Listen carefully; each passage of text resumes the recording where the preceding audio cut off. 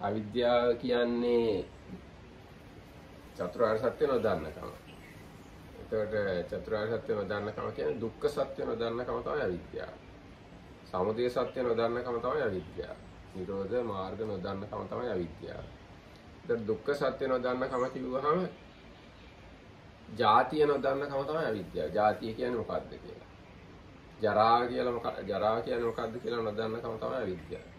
ව්‍යාධිය, මරණය, ශෝකය, පරිදේව, දුක, දෝමනස ඔය මොනවද ඔය කියන්නේ කියලා නොදන්නකම තමයි අවිද්‍යාව කියන්නේ. කෙටියෙන් කිව්වොත් පංච උපාදානස්කන්ධය කියන්නේ මොකක්ද කියලා නොදන්නකම තමයි අවිද්‍යාව කියන්නේ. ඊට පංච උපාදානස්කන්ධය කිව්වහම මේ රූපස්කන්ධය කියන්නේ මොකක්ද කියලා දන්නේ නැත්නම් අන්න ඒක තමයි අවිද්‍යාව කියන්නේ. වේදනාස්කන්ධය, සංඥාස්කන්ධය, සංඛාර විඥානස්කන්ධය දන්නේ නැත්නම් ආන්න ඒක තමයි අවිද්‍යාව කියන්නේ. ඊට පස්සේ අපි කතා කළා මේ දැන් රූපස්කන්ධය කියන්නේ මොකක්ද කියන එක යටතේ කතා කළා දේවල්. වේදනා සංඥා සංකාර යටතේ දැන් සංඛාරස්කන්ධය කියන්නේ මොකක්ද කියලා නොදන්නකම අවිද්‍යාව කියන එක ගැන තමයි අපි කතා කරන්නේ. ඒතකොට සංඛාරස්කන්ධය යටතට චෛතසික 50ක් අයිති වෙනවා. ආන්නේ බව දන්නේ නැත්නම් අන්න ඒක තමයි අවිද්‍යාව. ඊට පස්සේ සංස්කාර ස්කන්ධය යටතේ තියෙන චෛතසික 50න් චෛතසික 7ක් සියලුම සිත්වල යෙදෙනවා.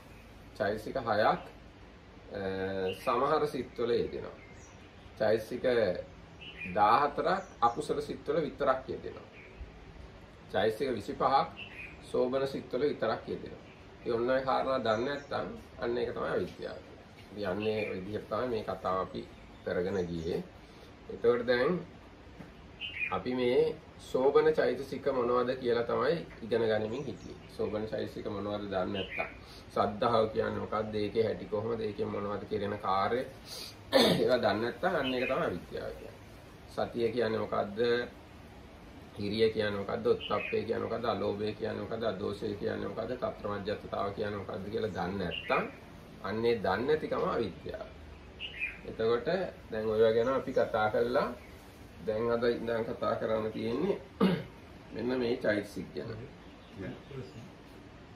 එතකොට දැන් කියන්නේ පස්සද්දි ලහුතා මුදුතා කම්මඤ්ඤතා පාගුඤ්ඤතා උජ්ජුකතා කියලා චෛතසික වගේක් තියෙනවා. ඒවා කාය චිත්ත වශයෙන් දෙකෙන් වැඩි වෙනවා. අන්න ඒ ගැන තමයි අද කතා කරන්න යෙදිලා තියෙන්නේ. So we have been talking what ignorance is, and what ignorance is not knowing Four Noble Truths. So not knowing truth of suffering, not knowing cause of suffering, etc., etc. That is the ignorance. Not knowing truth of suffering means not knowing form aggregate, feeling, perception, mental formation aggregate, consciousness aggregate is the ignorance. Not knowing formation aggregate means not knowing the 50 mental factors is the ignorance.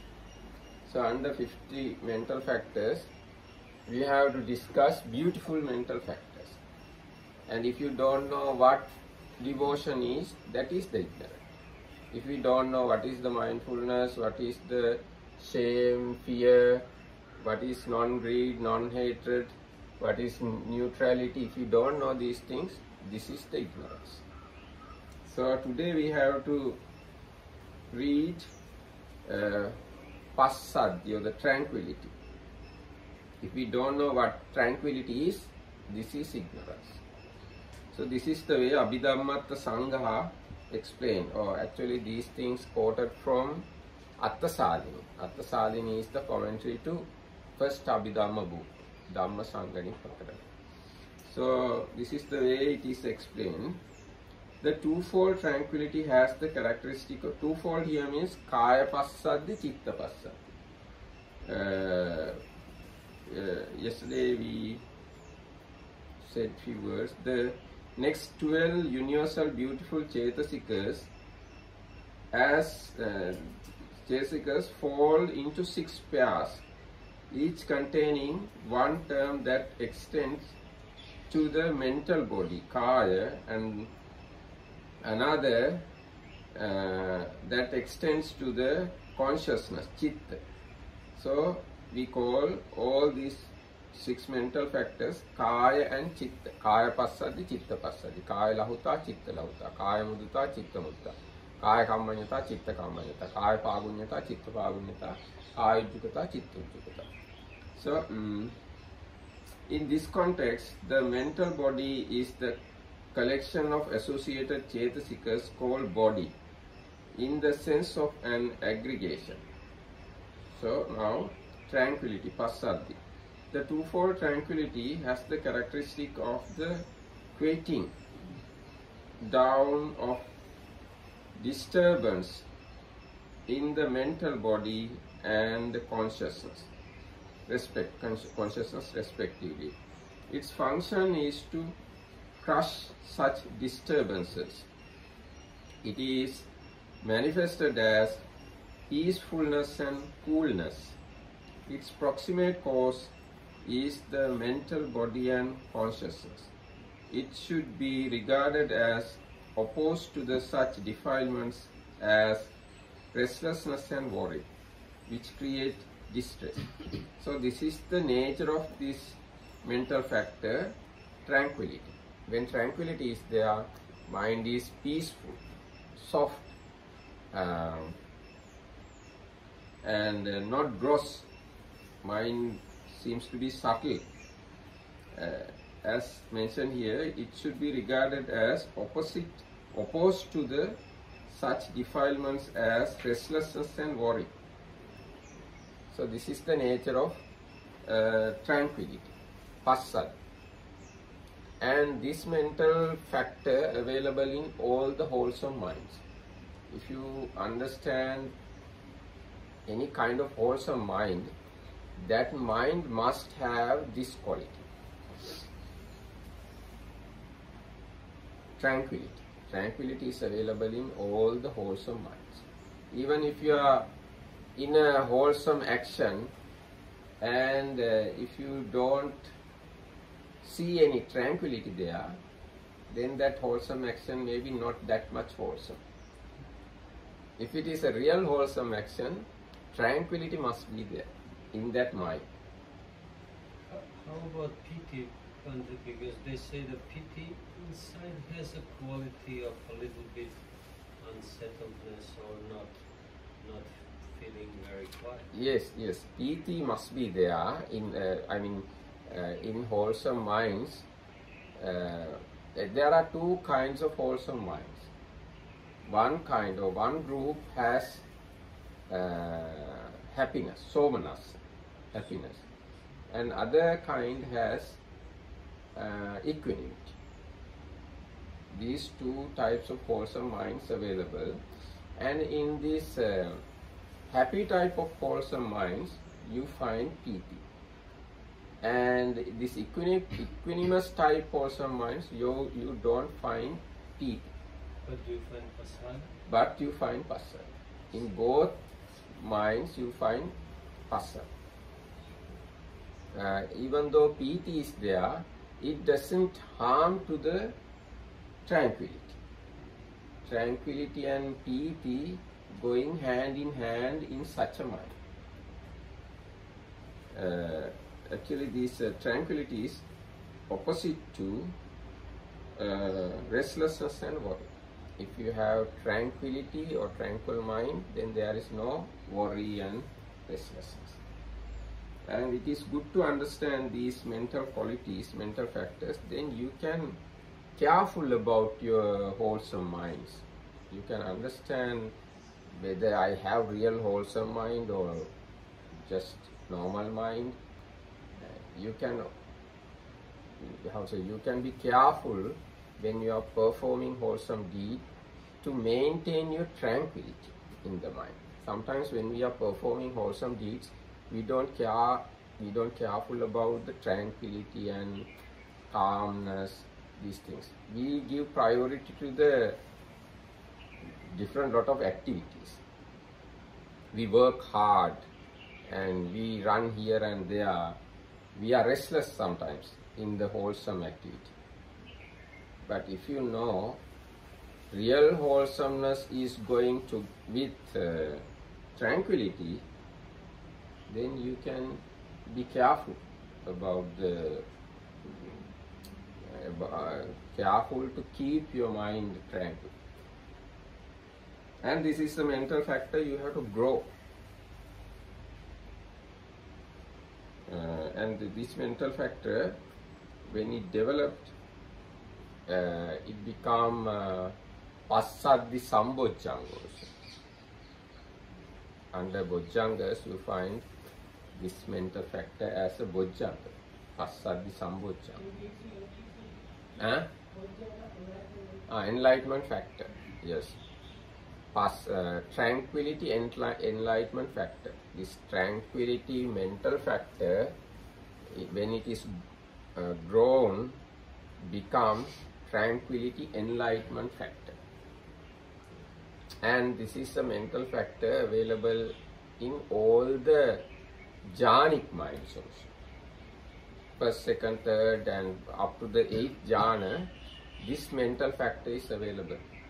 Because this mental factor is common for all the wholesome minds. So, if there is wholesomeness, tranquility must be there.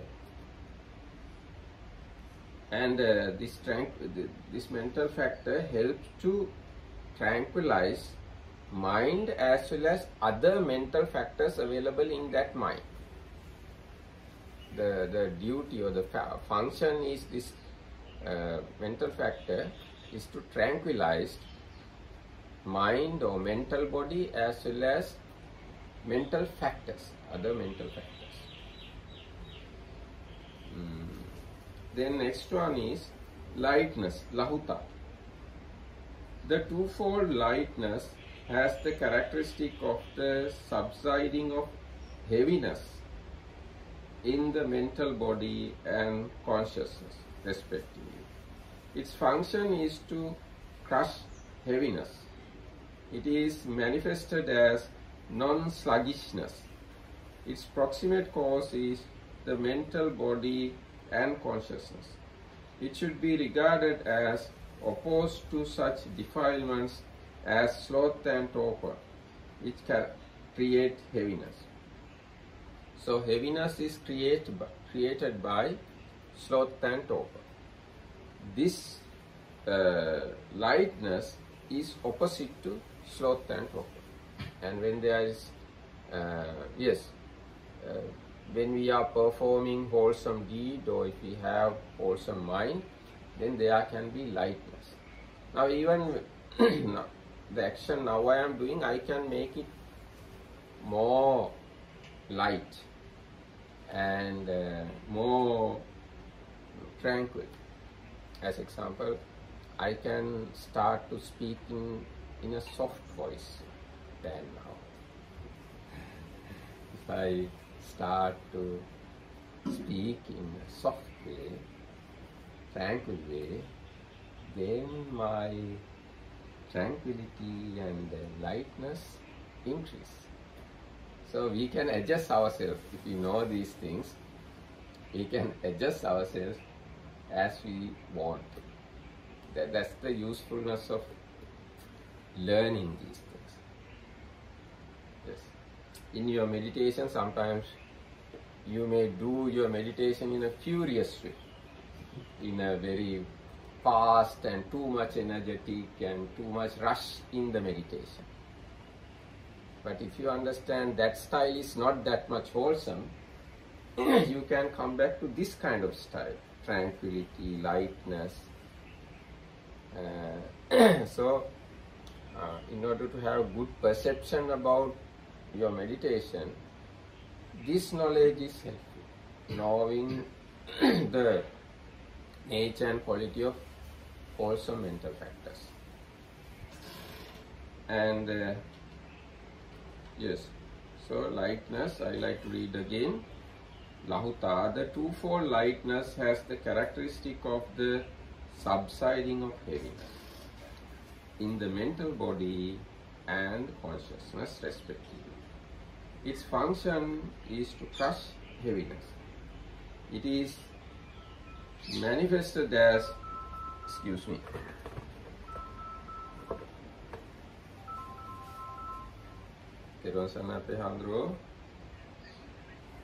එහෙමයි මේ අපේ මේ ශ්‍රද්ධාවන්ත උපාසිකාව නෝනලා කැමති හෙට පිරිවෙනට මේ pizza දානයක් දෙන්න. ඉතින් ඔබ වහන්සේට කාව හරි එවන්න පුළුවන්ද 10 අමාරු විතර වෙනකොට මෙහාට? හොඳයි හොඳයි. තේරුවන් සරණයි. So lightness, the twofold lightness as the characteristic of the subsiding heaviness in the mental body and consciousness respectively. Its function is to crush heaviness. It is manifested as non-sluggishness. Its proximate cause is the mental body and consciousness. It should be regarded as opposed to such defilements as sloth and torpor, which create heaviness.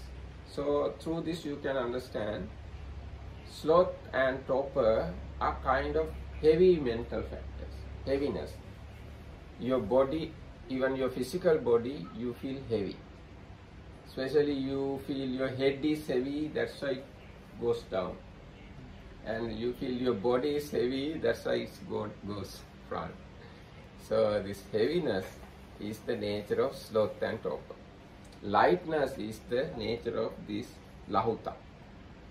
So physically and mentally we are light if we have this mental factor.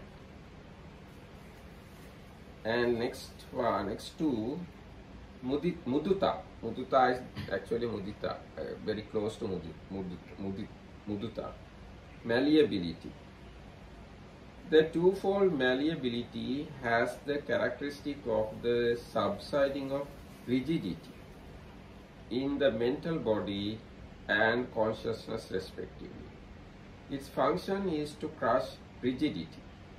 It is manifested as non-resistance and its proximate cause is the mental body and consciousness. It should be regarded as opposed to such defilements as wrong views and conceit, which create rigidity. Yes, through this you can understand some qualities of wrong view and conceit. When there is conceit, then there is rigidity. You don't, you are not flexible. You have well established on your view, your idea, your opinions. You don't obey others.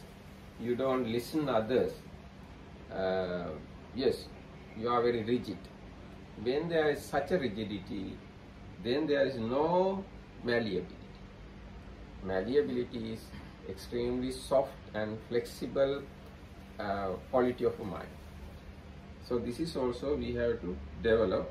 And again, I like to connect these facts to our question.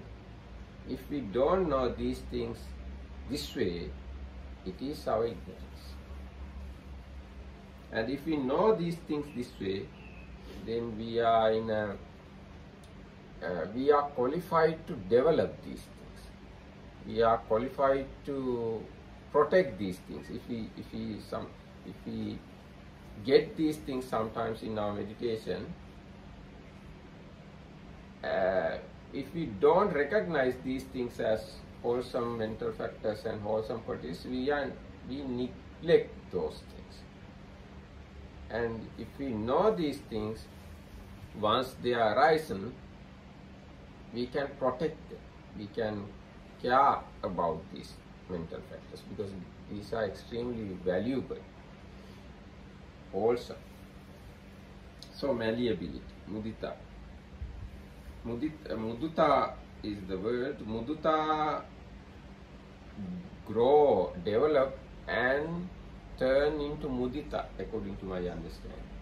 But mudita is another separate mental factor. We call sympathetic joy. It's another mental factor. This mental factor definitely helpful, support to grow that mental factor, softness.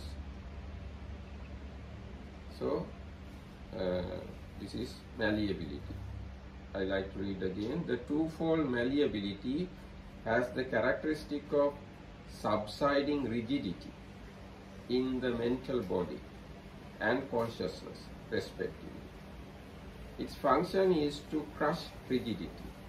It is manifested as non-resistance, and its proximate cause is the mental body and consciousness. It should be regarded as opposed to such defilements as wrong views and conceit. So, wrong view is something very rigid, conceit also something very rigid. If you don't have conceit and wrong view, you are very soft one. And in our activities, in our action, even now, we can develop these qualities. As example, if I slow down my way of talking, make my words soft, then that will help to develop this malleability. Now, as example, the twofold malleability has the characteristic of subsiding rigidity in the mental body and consciousness, respectively. Its function is to crush rigidity. Like that, any moment you can adapt these wholesome qualities if you want, if you know these things. What is this mental body and consciousness? We have two things there. Oh, mental body කියන්නේ චෛතසික වලට. Consciousness කියන්නේ චිත්තයට. චිත්ත චෛතසික කියලා දෙකක් තියෙනවා. චිත්ත කියන්නේ consciousness. Mental body කියන්නේ චෛතසික. ඒතර මේ දැන් මේ මුදුතාව ඇති වුණාම ඒක විසින් සිතත් මුදු කරනවා. ඒ සිතේ දෙන චෛතසිකත් මුදු කරනවා. සිත සහ චෛතසික මුදු බවට පත් කිරීමේ කාර්යය තමයි මේකට පැවරිලා තියෙන්නේ. Did you say that all of these mental factors have both bodily aspect and mental aspect? Yes, but here bodily means not the physical body. Not physical. Mental factors are called body here. Mind is called consciousness. Consciousness and mental body. Next one is wieldiness. Wieldiness, kammanyata. The twofold wieldiness has the characteristic of the subsiding of unwieldiness in the mental body and consciousness, respectively. Its function is to crush unwieldiness. It is manifested as success of the mental body and consciousness in making something an object. Its proximate cause is the mental body and consciousness. It should be regarded as opposed to the remaining hindrances which create unwieldiness of the mental body and consciousness. How to understand this wieldiness? It is kammanyata. Kammanyata means සිංහලෙන් කියව කර්මඤ්ඤතාවය, සක්‍රීයයි. ක්‍රියාවට සුදුසුයි. Suitable to act. Ready to act, let's say that way. Ready to act. Ready to perform the wholesome deed. That is the kammanyata. If you are not ready, if you are sluggish, and if you are backward, then opposite of this stage. Yes?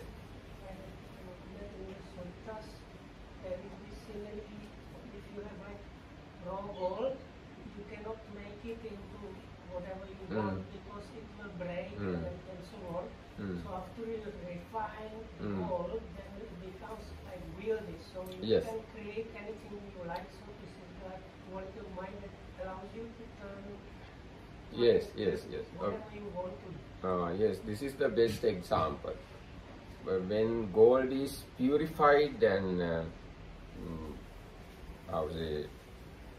developed to the level that it can use for any ornament, that level, that situation is like this wilderness. Or let's say clay, mati. අපි මැටි ටිකක් අරගෙන ගානට වතුර ඉහලා හොඳට අනලා තලලා හදාගත්තාම මේ මැටි වලින් අපිට ඕන සතෙක්ගේ රූපයක් ඕන එකක් හදන්න.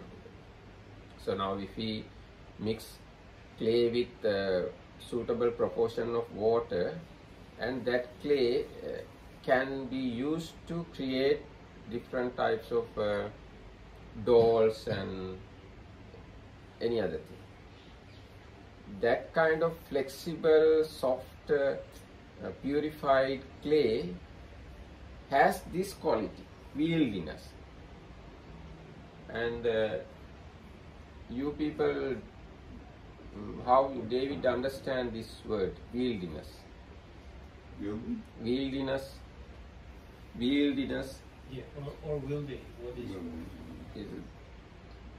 Like you said with the clay, seems like I don't know. I don't know what it means actually. You wield usually you wield a weapon or something. You hold on to it. Mm-hmm. You're wielding ideas and things. Yeah, it's not- But no, that's how I use the word it's wield. related to a particular substance that can be, if it's wielded, then you can shape in any. That's the thing. That's the thing. Wieldiness is kind of close to a term like usable, isn't it? Usable. That's Oh, the, yeah, that so is that's good a- term. Yes, usable. That works with weapon shaping. Yes. So in the mind, if you have wieldiness, mind is usable for any kind of wholesome deed. That's the best idea. Usable. Mind can be usable. And if there is no wieldiness, mind can't be used for wholesome deeds. Any kind of development in the mind, mental development, not possible to achieve if there is no wieldiness. But wieldiness, if there are, then you can reach to first jhana, second jhana, third jhana, fourth jhana, and any kind of psychic potential, psychic powers, or you can turn your mind to vipassana or vipassana jhana. Anything is possible if you have wieldiness. Bhante, this looks like a very important term, because if somebody's mind is not prepared, say for example to accept the teachings of the Buddha, for example, and they're resisting it or reacting against the terms, Yes, then it's impossible for them to move anywhere else. that's in their right. mind. Yes, yes, exactly correct. Yes, this mental factor shows that you are ready to do any wholesome deed. You are open for wholesomeness. So this is very important, good mental factor, wholesome mental factor. And then what the Buddha recommends actually that we can do in order to have that quality. Let's say Yes, you have to perform wholesome deed. All sort of wholesome deed to develop this mental factor. Now, perform. Now, as example, if you perform dana or generosity, this mental factor is available in that mind, that generous mind. You have this mental factor, but it is very powerless. But if you perform, if you do some more intense wholesome deeds, like if you want to attain, let's say, first jhana, then this mental factor becomes very powerful and strong. And almost, yes, not almost, all the wholesome minds, you have this mental factor. Dana, virtue, doing duties, treating sick people, offering flowers to Buddha, chanting, and sweeping the monastery, cleaning the monastery, like that. All sort of wholesome deeds, if you perform with this mental factor, but not clear. You don't know whether this mental factor is there in your mind or not. These are very subtle. But you can clearly see these things if you develop samatha meditation and vipassana, especially samatha meditation. According to my way of thinking, you can recognize these properly if you develop samatha meditation. Because in Vipassana meditation, you don't give that much importance to recognize things, recognize mental factors, etc. You don't give any place. You give priority to understand anicca dukkha. But once you practice samatha meditation, you have time to recognize these things. Now the next one is proficiency. The twofold proficiency has the characteristic of healthiness of the mental body and consciousness, respectively. Its function is to crush unhealthiness of the mental body and consciousness. It is manifested as absence of disability. Its proximate cause is the mental body and consciousness. It should be regarded as opposed to lack of faith, etc., which cause unhealthiness of the mental body and consciousness. Yes. So this is kind of පාගුඤ්ඤතා. In Sinhala we call ප්‍රගුණ භාවය. ප්‍රගුණ. මොනහරි අපි කළා හොඳට හුරුයි. අන්නේ හුරු ගතිය තමයි මේකෙන් අදහස් කරන්නේ. කුසල් කළා හුරුයි. Maybe can we say something like motivation? Motivation. Actually, this is the best word, proficiency. Proficiency. You know how to do it. You don't hesitate to do it. You are master of that wholesome action. So that kind of mental factor is there. Now, if you have proficiency, you don't hesitate to do samatha meditation. You don't hesitate to do vipassana meditation. You don't hesitate to observe precepts. You don't hesitate to give dana. You are ready. You are confidence. You have confidence and you have kind of experience of doing such things. With the experience, you can get proficiency.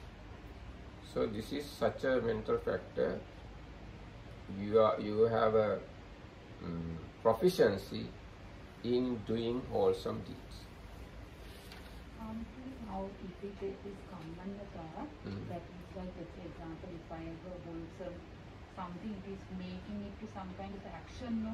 So with time, if I do those actions, will that lead to this proficiency? Yes, all these mental factors very much interrelated, interconnected and support each other.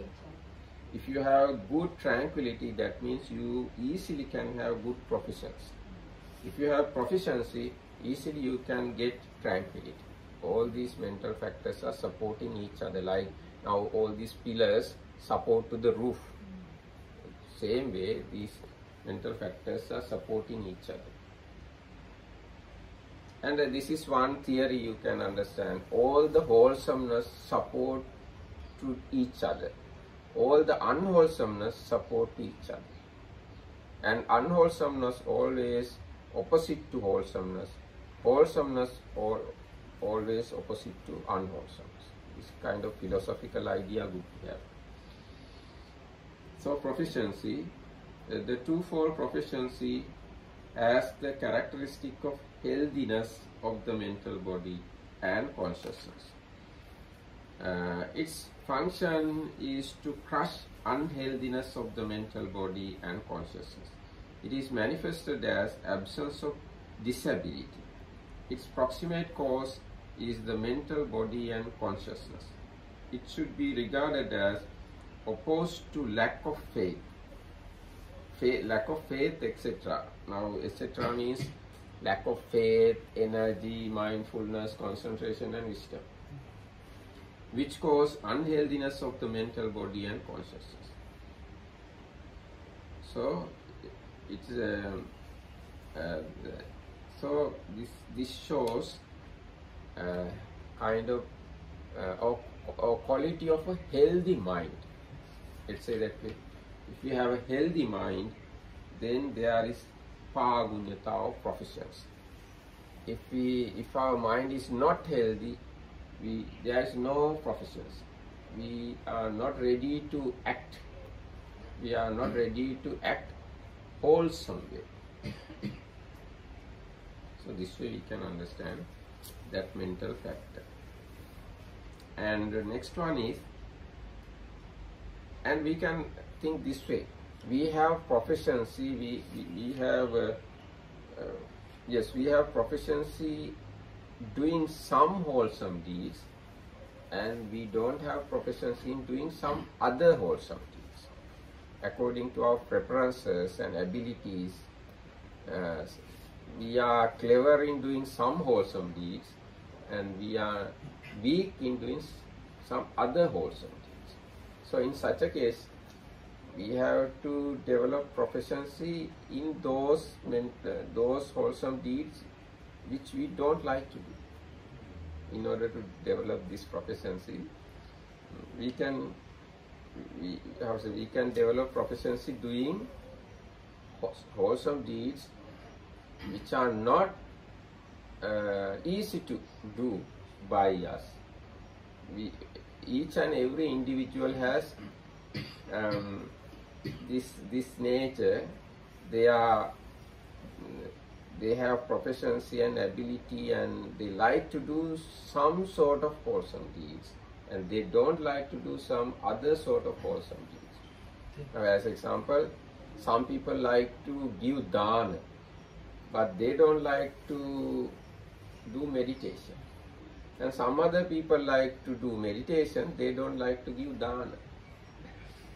Some people like to learn Tripitaka, but they don't like to sweep and do duties. And some other people like to do duties and sweeping and cleaning things. They don't like to learn Tripitaka. So we should always do what we don't like to do, right? Is that the advice? No, it looks like that is the advice. You have to generate energy to do wholesome deed which you don't like to do. Once you generate energy, then this mental factor becomes powerful. So it's good to observe ourselves and recognize our weaknesses and talents relating to wholesome deeds. So having recognized ourselves, we can generate energy to do such wholesome deed, and then this proficiency become powerful.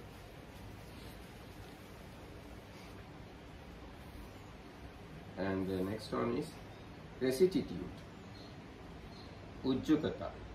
Rectitude is straightness.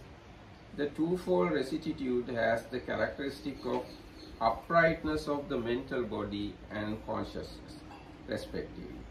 Its function is to crush tortuousness. How to spell this? How to pronounce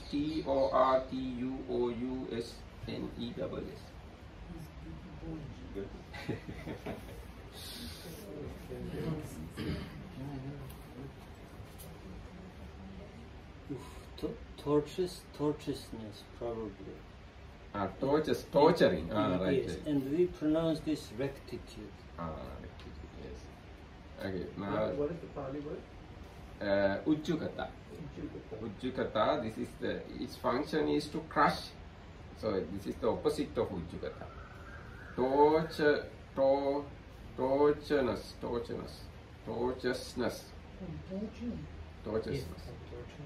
Tortuousness of the mental body and consciousness. Okay, it can be tortuousness can be crookedness or something like that, because the mental factor is ujjukatana, straightness is the mental factor's quality. So this is the opposite of it. So it can be kind of crookedness, consciousness of the mental body and consciousness, and its manifestation is non-crookedness. Yes, the nature of rectitude, or the rectitude manifests as non-crookedness. Its proximate cause is the mental body and consciousness. It should be regarded as opposed to hypocrisy and fraudulence.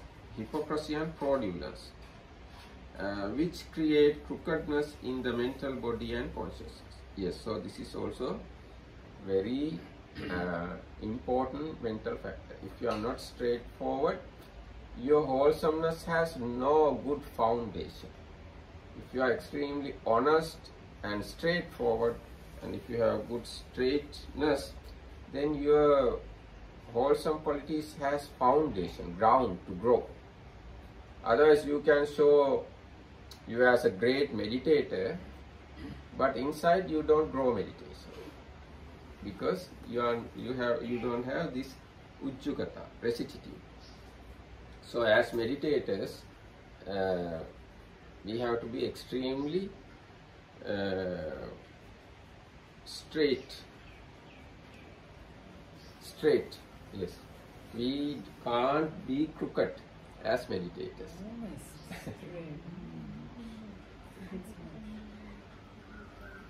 Rectitude is straightness. Pretentious, sincere with the approach. Okay. How do you pronounce this? Glasses.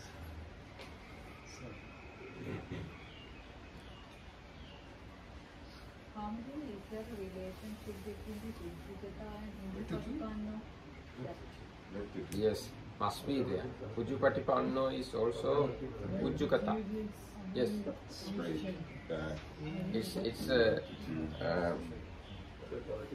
yes, it's honesty, and not crookedness, not hypocrisy, not fraudulence. This is the Ujjugata. So at least you have to be very honest to yourself. In meditation, you should observe your defilement without any hesitation. You should not hide yourself to you.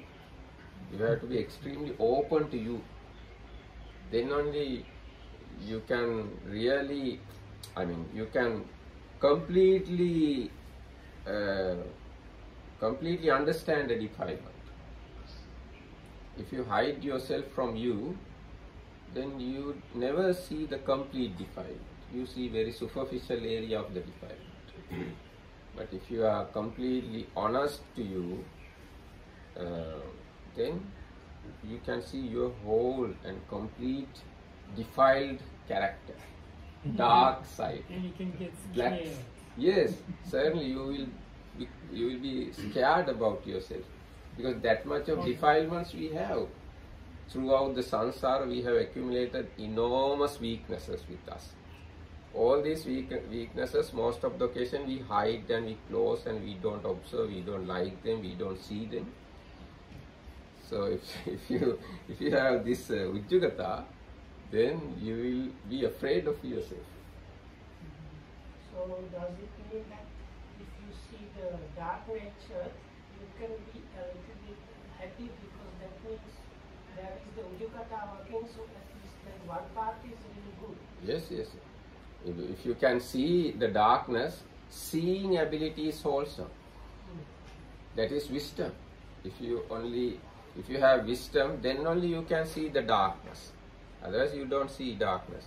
If you have wisdom, then only you can see these let's say, these unwholesome mental factors. You never see if you don't have wisdom. Wisdom shows you. Wisdom shows you wholesome as wholesome, unwholesome as unwholesome. That seeing ability we call right view or wisdom. So don't hesitate to see your real nature. Don't hesitate to see your darkness. Don't hesitate to see your sins. Perverted nature. Don't hesitate to see your all crookedness, cunningness, greed, lust, anger, conceit. You should not hesitate to see all these things. If you hesitate to see, you never see these things. You never realize these things.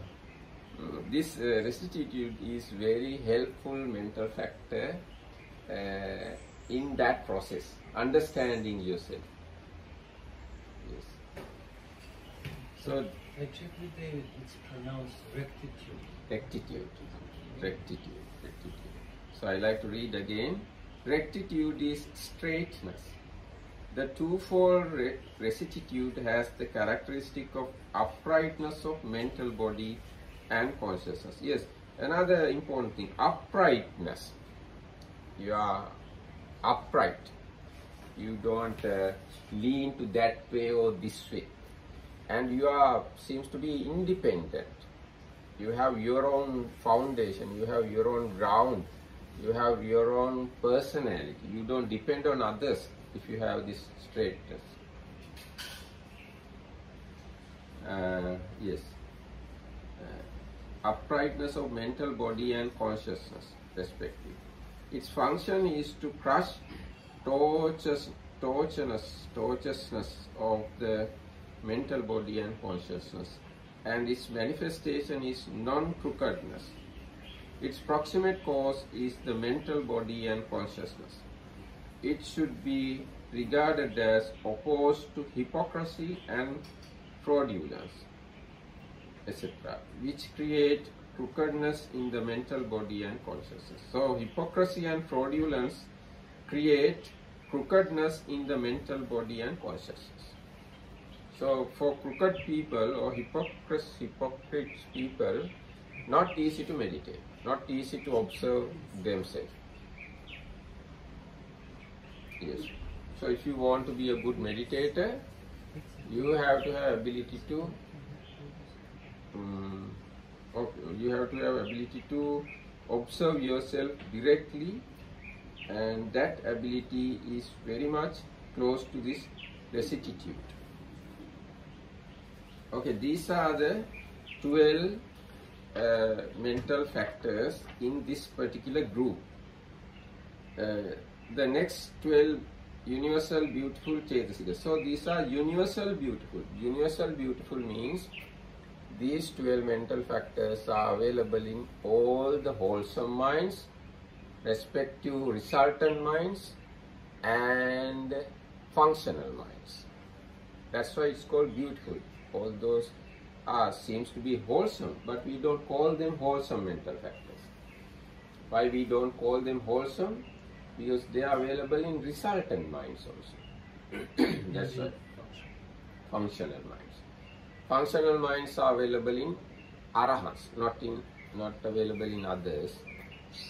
Actually, two functional minds are available in other beings also. They are, in Pali we call Panchadvara Vajjana Chitta and Manodvara Vajjana Chitta. They are rootless, people who have learned Abhidhamma, they know there are 18 rootless minds. 18 rootless minds. So under these 18 minds, there are two minds functional. Panchadvara Vajjana Chitta and Manodvara Vajjana Chitta. Those minds available in non-arahants. Advertence to the 5 doors and advertence to the mind. Okay. Advertence to the 5 doors and advertence to the mind. These two minds available in arahants as well as non-arahants. Other 18 functional minds are available only in arahants. So these mental factors are available in arahants. So through that you can understand, kind of understanding you can get how arahants' minds looks like. Why are they called rootless? Because they don't have roots. There are 6 roots: greed, hatred and delusion, non-greed, non-hatred and non-delusion. So none of that is connected. Yes, none of them available in those 18 minds. So we call them rootless. Maybe there may be good word. This is the word I assume, rootless mind.